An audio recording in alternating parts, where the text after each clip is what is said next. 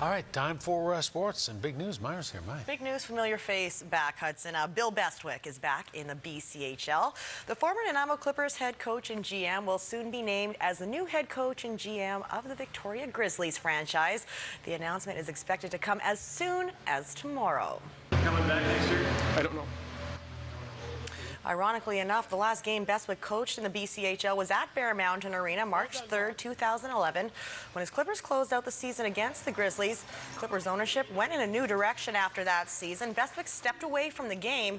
And Bill's been a franchise fix-it man in Victoria in the past, brought in both in 91 and 92 at Christmas, and helped guide two struggling teams to the playoffs. Bill and the team relocated to Cowichan in 1993. Well, a new Grizzlies ownership group that will include Victoria businessman Ron Walchuk could use some of Bill's pedigree to help rebuild the Grizzlies brand of hockey. Bill's passion is infectious, and love him or hate him, Bill builds winners. Well, I think Bill not coaching right now is a problem with junior hockey. So whether it's Victoria or elsewhere, I think Bill Bestwick needs to be coaching junior A hockey somewhere. No, and Bill demands intensity. He's an intense guy, an individual, but that has reflected in the success he's had on the ice. And like I said, he's a player's coach. He's a person that makes sure his players move on. And if you look back at his track record, players have moved to NCAA. Most of his players, the last few years I was with him, we had several NHL players. Tanner Glass for one, Ryan O'Byrne's in the NHL. Ryan O'Byrne, currently a mainstay on the Colorado Avalanche blue line. His path to the NHL went through the BCHL. O'Byrne played for the Victoria Salsa in 2003 before being traded to the Nanaimo Clippers. There he was able to secure a college scholarship to Cornell University and learn how to handle himself like a pro. It was a junior team, obviously, but he ran like a pro team.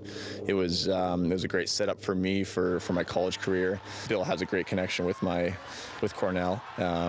Actually, when I was at Nanaimo, we had me and Byron Bitts were going there, and then there was a couple kids. Ray Sawada was committed for the year after, so Bill had that Cornell connection. So I went to Nanaimo, and it kind of solidified the scholarship with Cornell, and then the rest is history. So I don't think it's just Cornell, though, with Bill. Bill knows all those colleges. He's been doing this for years. So not only will he produce a winning team, but I think also as a young kid, having a coach that has that access to colleges is very important also. So I think Bill's going to be a great fit. Bestwick will need some helpers, and it's believed that Victoria Royals assistant coach Craig Didman is the top candidate for the assistant coach and assistant GM position. Longtime Clipper fans and supporters are excited to see Bestwick on the visitors bench at Frank Crane Arena. I think it's awesome. Good news for Bill, good news for Victoria, and it's good news for the Nanaimo Clippers because it's going to bring more people into the stands to see how Bill does with his new team down in Victoria.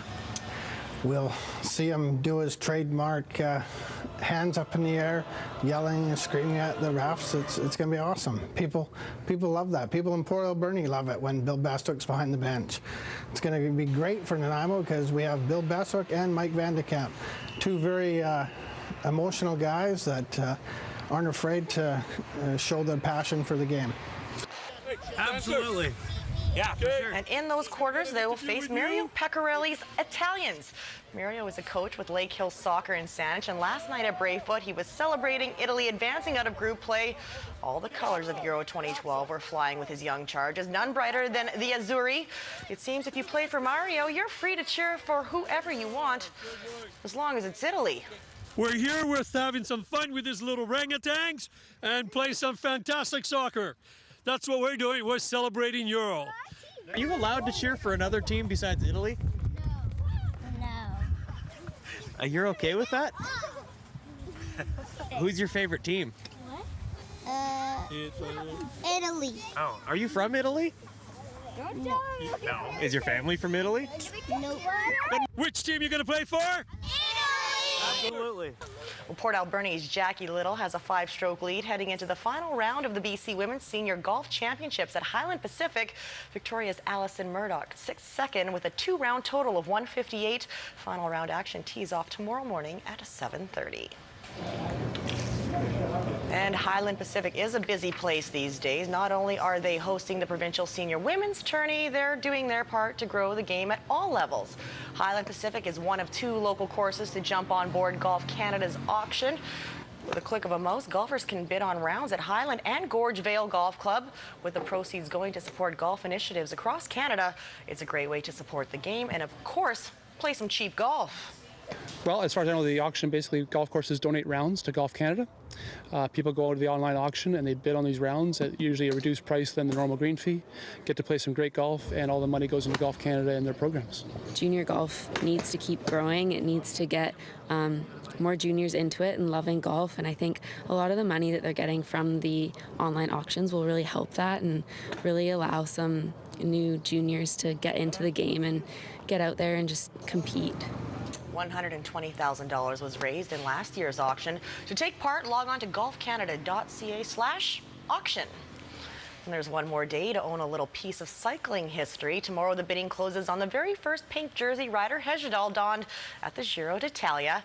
Stage 7 was the first time he grabbed the overall lead. Dig deep into your pockets. This slightly used piece of Canadiana is quite pricey. The jersey is likely to hit the $10,000 mark. More than $9,600 has been offered by this afternoon. Ryder has decided to donate half the funds raised to help support Canadian cyclists through Can Fund. 7 Olympic cyclists are currently on the Can Fund athlete waiting list. The Giro d'Italia champion was a Can Fund recipient early in his career, and he continues to give back. Bidding on Ryder's Maglio Rosa closes at 9:14 a.m. Pacific time.